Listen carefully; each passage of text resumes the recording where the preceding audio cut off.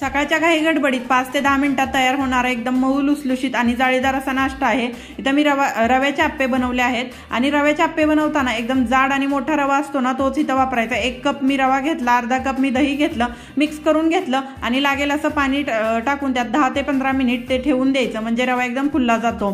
नंतर त्याच्यात पाणी टाकून असं चांगलं असं बॅटर करून घ्यायचं आणि इथं मी कांदा टाकून घेतला, कोथिंबीर, मिरची, टोमॅटो, कढीपत्ता हे सगळं टाकून घेतलं आहे। तुम्हाला जे पाहिजे ते भाज्या तुम्ही ऍड करू शकता। एकदम छान आणि टेस्टी असे लागतं। ह्याच्यानंतर ह्याच्यात मीठ टाकायचं राहिलं होतं, मीठ टाकून घेतलं आणि इनोचं अर्ध पॅकेट टाकून घेतलं। इनो टाकल्यानंतर त्यात पाणी टाकून चांगलं असं मस्तपैकी फेटून घ्यायचं। तोपर्यंत आप्पे पॅन गरम करायला ठेवून द्यायचा, त्याच्यात तेल टाकून घ्यायचं आणि एक एक करून असं आप्पे सोडून घ्यायचे। एवढे छान आप्पे बनतात ना, तुम्ही नक्की ट्राय करून बघा। फक्त रवा मोठा वापरायचा, आप्पे एकदम जाळीदार आणि मऊ लुसलुशीत होतात, चटणी बरोबर एकदम छान लागतात। तर कसा वाटला व्हिडिओ नक्की सांगा, आवडला तर लाईक शेअर सबस्क्राईब नक्की करा।